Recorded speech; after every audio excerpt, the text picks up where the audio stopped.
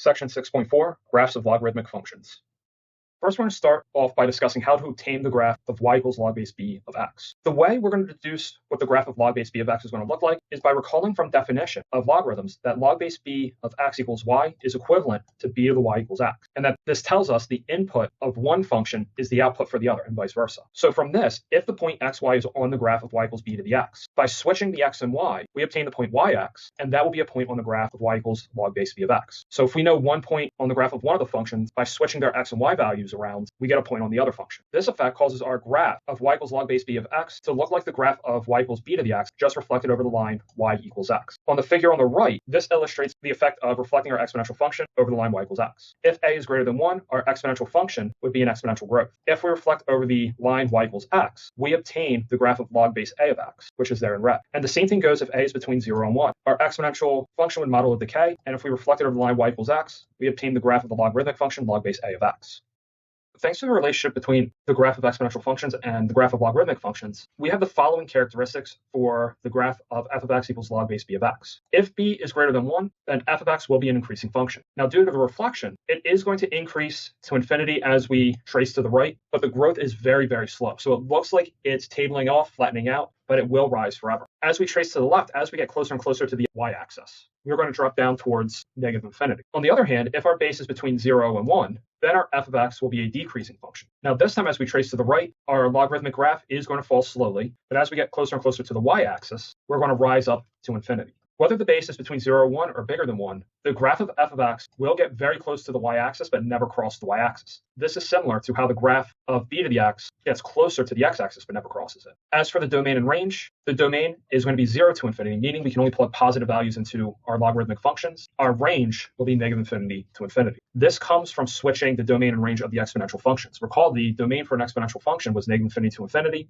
while the range was 0 to infinity. Well, since the input, the domain of the exponential function, is the same as the output or the range of the logarithmic function, then the range of the logarithmic function will be negative infinity to infinity. Similar for the 0 infinity for the domain, the range for the exponential function was 0 to infinity. Because inputs and outputs switch, the range for the exponential function becomes the domain for the logarithmic function, which would be also 0 to infinity. The way we're going to graph our logarithmic functions is very similar to how we graphed our exponential functions. Due to how simple the shape is, we just need 2 points to make our graph. The challenge is going to be trying to identify what x values we can use. Logarithms are a little bit harder to work with when compared to exponential functions, but there are 2 values that are very easy to evaluate for logarithms. The first is x equals 1, and that's because log base b of 1 will always equal 0, so we would always have that f of 1 equals 0, and this is because b to the 0th power will always equal 1. The second number that's very easy to plug into logarithmic functions is the base itself, and that's because log base b of b is always going to equal 1, since b to the 1st power will always be b. So we have that f of b would have to equal 1.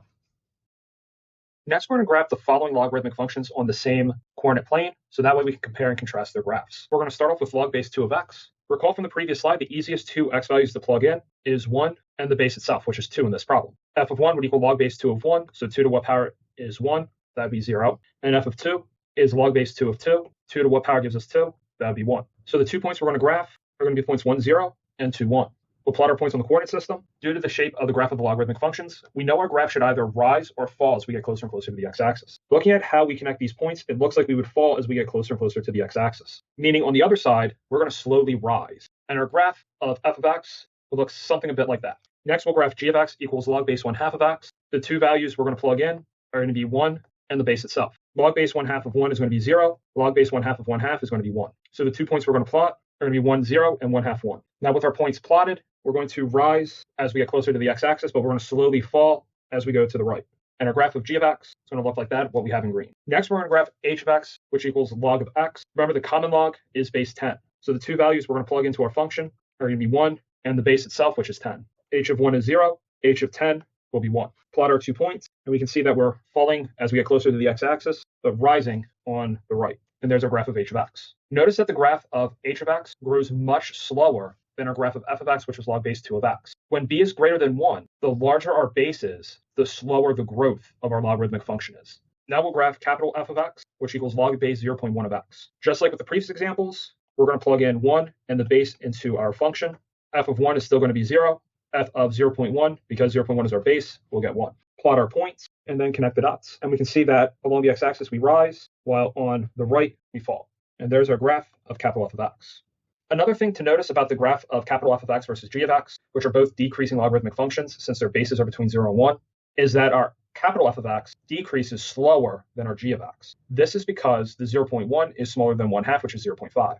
So when our bases are between 0 and 1, the smaller the base causes the slowest decrease. While if your base is bigger than 1, the bigger the base, the slower the increase. Very similar to what we saw in exponential functions 2 sections ago, we can apply the transformations we learned in Unit 3 to obtain graphs of transformations of logarithmic functions. Back when we looked at exponential functions, we had to pay attention to how the transformations moved the horizontal asymptote, since the horizontal asymptote was a key characteristic of the graph of the exponential function.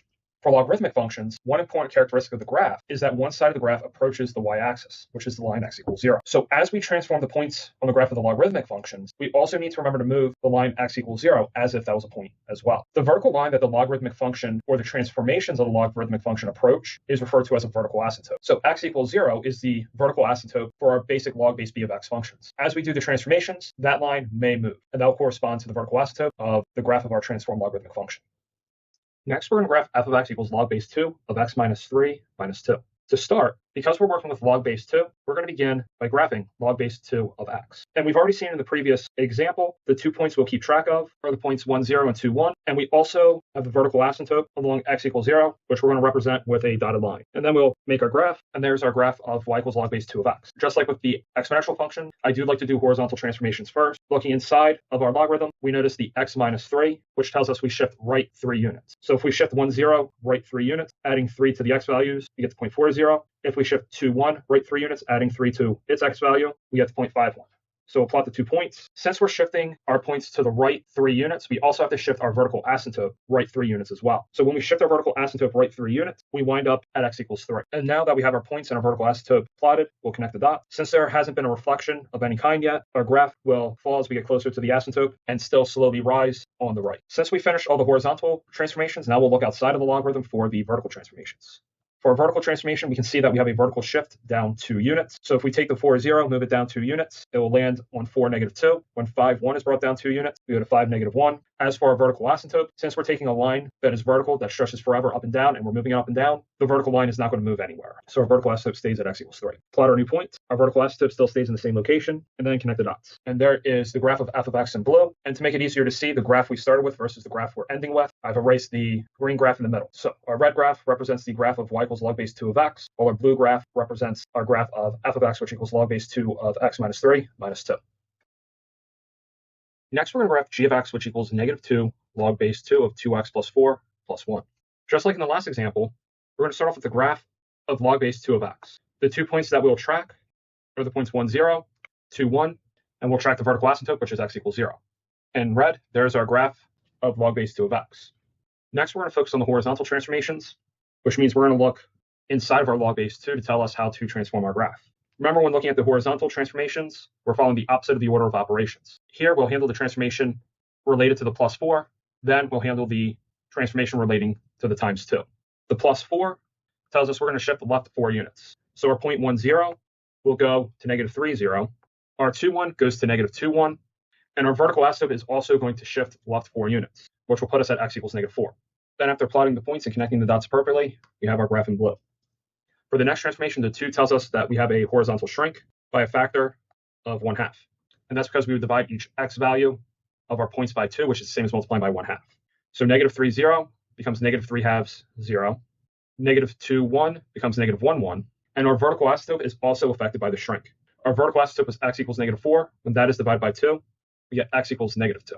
And after plotting the points and connecting our dots, there's our graph that we obtain after the horizontal shrink in green. Since we no longer need the graph in blue, we'll erase it so that way it's easier to see what we have so far. Now that we've completed all of our horizontal transformations, let's now focus on the vertical transformation, which would be outside of our log base 2. Deciding which vertical transformation to do first, we use order of operations to guide us. So the first vertical transformation we'll do is the one indicated by the multiplication of 2. So the negative 2 is going to tell us to do 2 things. Because it's negative, we're going to reflect over the x-axis. And because 2 is bigger than 1, we have a vertical stretch by a factor of 2. So here we're going to multiply all of our y values of our points by negative 2. Negative 3/2, 0 stays negative 3/2, 0. Negative 1, 1 becomes negative 1, 2. As for our vertical asymptote, because our vertical asymptote is the vertical line x equals negative 2, when we stretch a vertical line, it stays that same vertical line. It's not moving anywhere. So our vertical asymptote is staying at x equals negative 2. Then we can plot our points and connect the dots.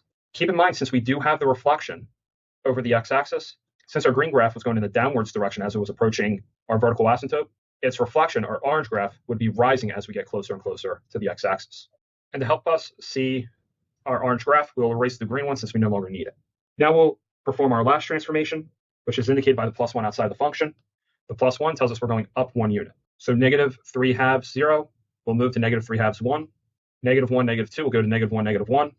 Our vertical asymptote, since we're moving a vertical line up and down, the vertical line is not going to move anywhere. So it's going to stay x equals -2. Then when we plot the points and connect the dots, we obtain our graph in pink. So now we finally obtained our graph of g of x, which equals -2 log base 2 of 2x plus 4 plus 1, here in pink. Next, we're going to find the domain and range and vertical asymptotes of the following functions without relying on the graph of the functions. First, f of x equals log base 5 of 3x minus 2 plus 2 million. Unlike the previous functions we've studied, namely exponential and quadratic, the domain is not the set of all real numbers. However, the range will be, because the range of the logarithmic function is always -infinity to infinity, and f of x is just a transformation of log base 5 of x. So the range will stay the same. What's interesting in this example is the domain. The domain of a logarithmic function that is not transformed is the set of all positive numbers. In other words, I can only plug in positive values into the logarithm. So very similar to how we would find the domain of a function with a square root. I'm going to take the expression inside of the logarithm and set it greater than 0. However, unlike the square root, this is a strict inequality.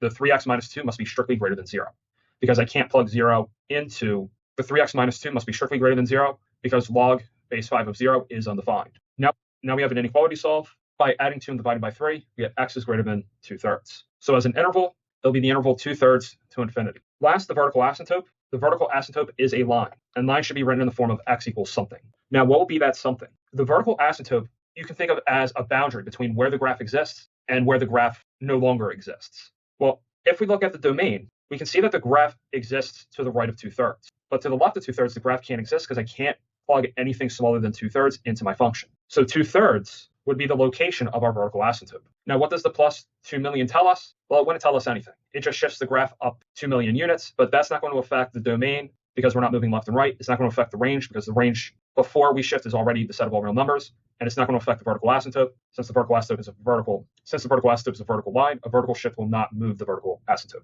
Next, we'll find the domain, range, and vertical asymptote. Next, we'll find the domain, range, and vertical asymptote of the natural log of 6 minus 2x plus 523,456. Whether we're dealing with natural log, log base 5, the common log base 2, doesn't matter. Log base b of 0 will always be undefined, and log base b of a negative number will also be undefined. So in order for our function to be defined, the 6 minus 2x inside of our function must be strictly greater than 0. Now we can solve our linear inequality, and by subtracting 6 and divided by -2, we get x is less than 3.